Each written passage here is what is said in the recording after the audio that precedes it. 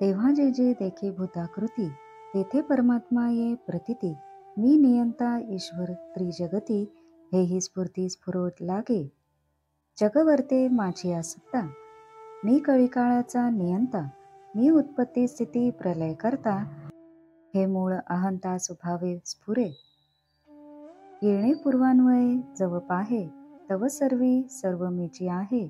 ते पाहते पाहणे पाहू ठाये, तेथे अहम जाये विरोनी. तेथे परब्रह्मैक प्रसिद्ध, कोंदला ठाके सच्चिदानंद. ऐसा गुरुवाक्ये प्रबोध, शिष्य अतिशुद्ध पावती. तेव्हा वैकुंठी देवो आहे, हे बोलणे त्या आहाची होय. क्षीरसागरी देवो राहे, हे ऐकताची पाहे अनिवार्य हासे. तेव्हा वाचोनी तत्वता, तिळभरी ठावो नाही रीता. त्याते एकदेशी नेणिता, न मने वस्तुता सत्शिष्यासी. वैकुंठ आणि क्षीराब्धी, ज्याचेनी प्रकाशे ज्यामधी. तो वैकुंठवासी अथवा क्षीराब्धी, हे बोल सोपादी शबलत्वाचे. तेथ सर्वी सर्व परमात्मा, तेथ एकदेशी नसरे महिमा. तो पूर्ण ब्रह्म अनाश्रमा, वैकुंठाती आश्रमा वश नव्हे. अखंडा आवाहन, अधिष्ठाना आसन. सर्वगता सिंहासन, कल्पित्या स्थान निज कल्पना. तेही कल्पिती निजवृत्ती, जे ब्रह्मरूप नित्य पाहती. त्यांची परब्रह्म स्थिती, कदा कल्पांती भंगेना. ऐशी परब्रह्म अवाप्ती, साधकी पावावया निश्चिती. नित्य बसावे एकांती, द्वैताची स्फूर्ती त्यागोनी. साधिता परमार्थ निधान, साधका अडवी वस्त्र अन्न.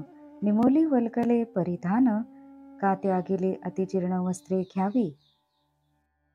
शाकफल मूलकंद भोजन, येणे करावे जठर तर्पण.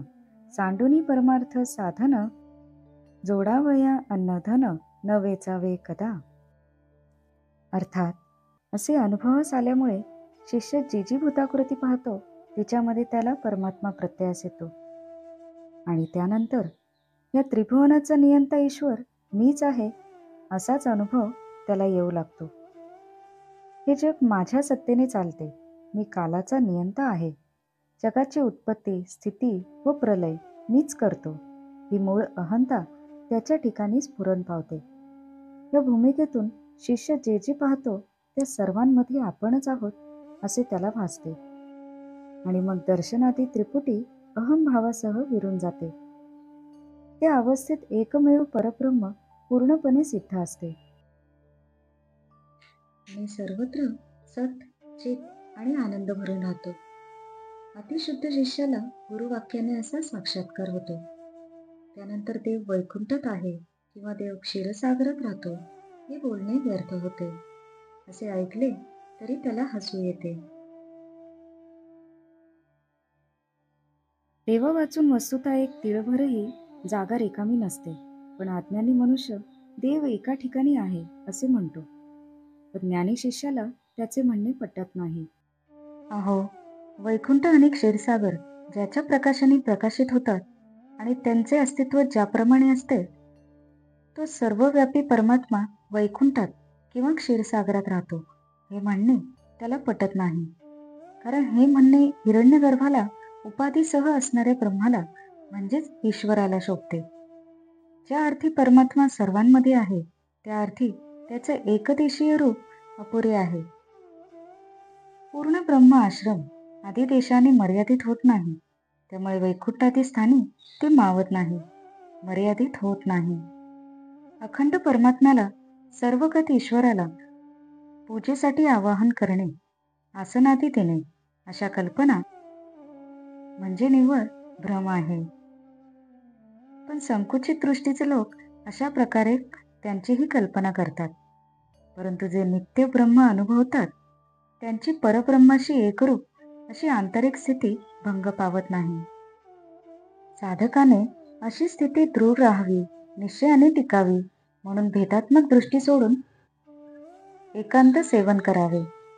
परमार्थ साधन करताना साधकाला अन्न वस्त्र मिळवण्यासाठी वेळ आणि कष्ट यामध्ये प्रतिबंध होतो.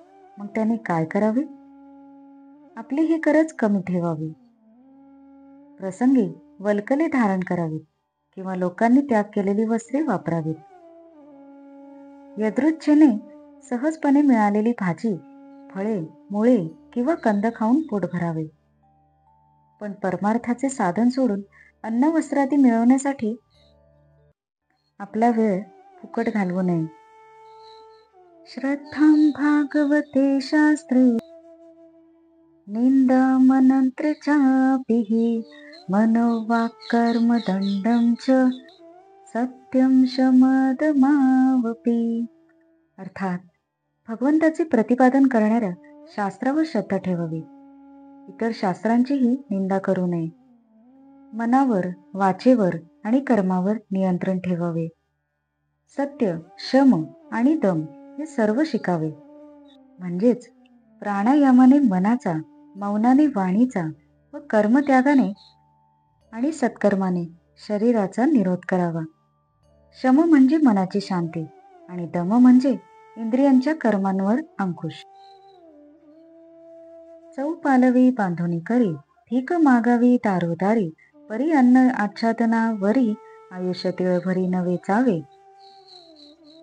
मिळवावया अन्न आच्छादन, न शिणती साधक सज्ञान, देह अदृष्टाधीन, ते सहजे जाण प्रतिपाळी, स्वये क्षीणता अहोराती, अदृष्टा वेगळी अनुभर प्राप्ती, कदा न चढे कोणाचे हाती, हे साधक जाणती सज्ञान, या लागी अदृष्टे जे प्राप्त, तेणे निर्वाहे सदा निश्चित, साधक परमार्थ साधित, संतोषयुक्त गुरुवाक्ये.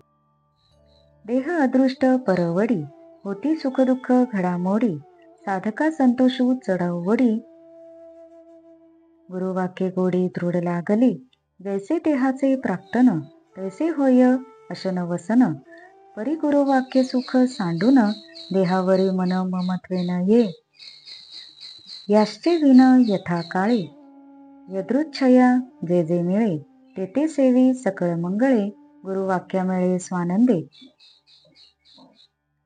शरीर निर्वाहा विकी, कोठे काही नाभिलाखी, जे जे मिळे तेणेची सुखी, निजात्मा तोखी संतुष्ट, प्रारब्धे सुखदुःख भोगिता, संतोष साधकांच्या चित्ता, हे गुरुवाक्ये विश्वासता, चढे हाता शिष्याच्या. त्याच्या दृढ विश्वासाशी भागवत शास्त्र गुरुपाशी, अभ्यासावे आदरेशी, दृढ निश्चयसी प्रबोधक.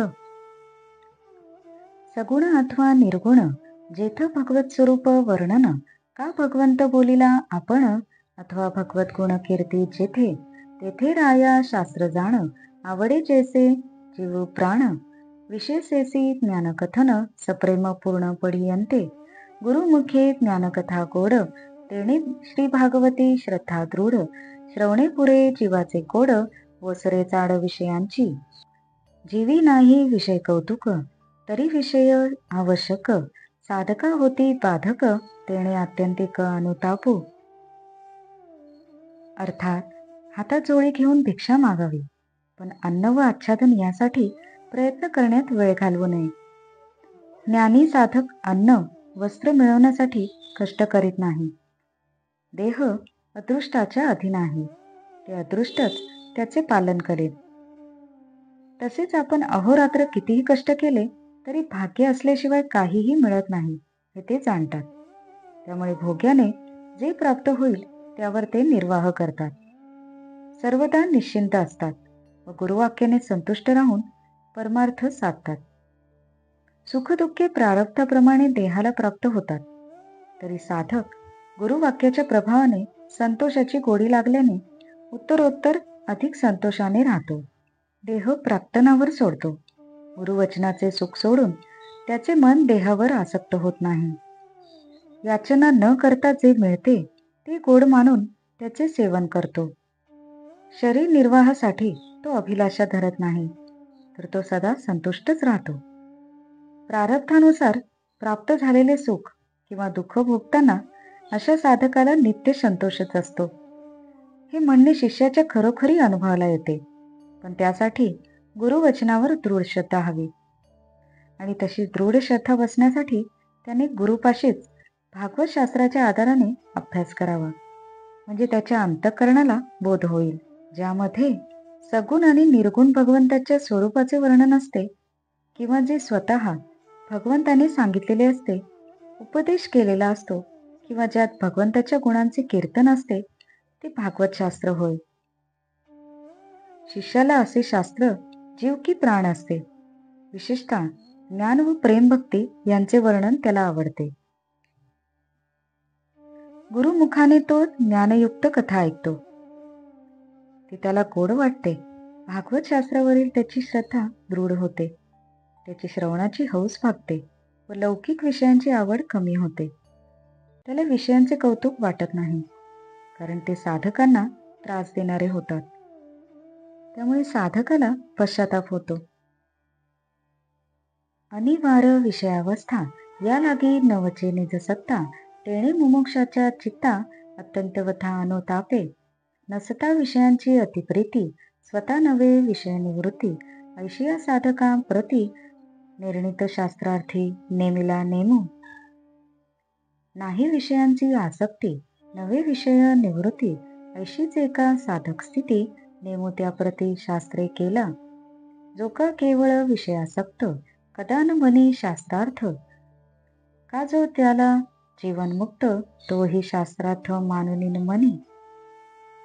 देशी मृगजळाची भासे स्थिती, तैसे विषय मुक्ताप्रती, त्या विषयांची या निवृत्ती, कोणते शास्त्रार्थी मानावा नेमू. एवं अत्यासक्त अतिविरक्त, त्यासी नेमू न चले येथ, मुमुक्षुसीच शास्त्रार्थ नेमी निश्चित निज नेमी. तेथ गुरु शिष्य संवाद, करिता ज्ञानार्थ प्रबोध, ते बोधी बाधी विषय बाध, तत्यागी प्रसिद्ध शास्त्रार्थ नेमू. मनसा वाचा कर्मा वरोधू, येणे विषयांचा त्रिविध बाधू, त्या तिहीसही त्रिविधू, शास्त्रे अतिसिद्धो नेमिला नेमू. मनासी नेमू उपशमाचा, इंद्रिया नेमू तो दमाचा, सत्ते नेमिली वाचा, तिही सही तिहीचा निज नेमू. विषय काम गज दारुण, अहम मदामध्ये उन्मत्त पूर्ण, देहा तारुण्ये अतिघूर्ण, तोडी बंधन विधीचे, खंदी सरुद राजा गुरु, सोंडा कवळी स्वर्ग शिखरू, नरक नदी माझी अपाळू, अतिदुस्तरू बुड्या देतू, धर्मजळे क्षाळे अवचिता, सवेची सलोभ धुळी खाली माथा, घोळसी ब्रह्मादिका समजता, अहम ममता कर्जतू. त्यासी विवेक महावंत जाण, माथा चढो जाणे आपण, शास्त्रविधी अंकुशे पूर्ण, धरिला आवरून कर करीतू. त्यासी उपशमाचे संरक्षण, वैराग्ययुक्त ठेवून जाण, दमाचे शृंखळी आकळून, सत्याचे स्तंभी विवेकू बांधे. मनसा वाचा कायिक कर्म, येणे विषय बाधा बाधी परम, त्या तिहीसी केला त्रिविध नेम, त्या नेमाचे वर्म ऐक राया. अर्थात विषयांची प्रीती अनावर असते, तिच्या पुढे आत्मानुभूती येत नाही. म्हणून साधकाच्या चित्ताला पश्चाताप होतो, वाईट वाटते. काही साधकांना लौकिक विषय फारसे आवडत नाही, पण विषयांपासून मन पूर्ण निवृत्तही होत नाही. अशा साधकांसाठी शास्त्राने नियम केला आहे. तो केवळ संसारी असतो, तो शास्त्रार्थ मानत नाही. जीवनमुक्तालाही शास्त्र नियमांचा काही उपयोग नसतो. मुक्तांना विषय मृगजळासारखेच वाटतात. तेव्हा विषयांच्या निवृत्तीसाठी कोणत्याही शास्त्रातील कोणता नियम त्यांनी मानावा म्हणून अति आसक्त व पूर्ण विरक्त या दोघांपुढे शास्त्र नियम व्यर्थ असतात. म्हणून मुमुक्षांनाच शास्त्र नियम लागू असतात. याविषयी गुरु आणि शिष्य यांचा जो संवाद होतो, त्यातून ज्ञानाचा बोध होतो, आणि असा बोध झाला तर विषय पीडा देत नाहीसे होतात. विषय त्यागासाठी शास्त्राने केलेले नियम प्रसिद्धच आहेत. मन, वाणी व शरीर यांच्या निरोधाने मानसिक, वाचिक व शारीरिक विषयांचा निराश होतो. त्या निरासासाठी शास्त्राने मनोवाक्कर्म दंडम हा नियम केला आहे. मनाला शांतीचा नियम सांगितला आहे. शरीराला म्हणजे इंद्रियांना दमनाचा म्हणजे इंद्रिय निग्रहाचा नियम सांगितला आहे आणि वाणीसाठी सत्य बोलावे असा नियम सांगितला आहे. विषय इच्छा हा भयंकर हत्ती आहे. अहंकार हा त्याचा मद आणि तारुण्याने त्याचे डोळे फिरून गेलेले असतात.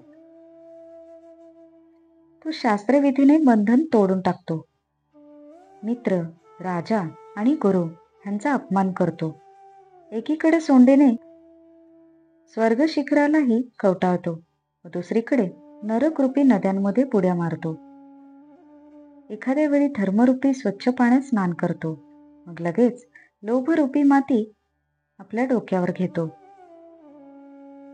अहंकार आणि ममता यांच्या गर्जना करतो आणि ब्रह्मदेवादी सर्वांना पायाखाली तुडवतो.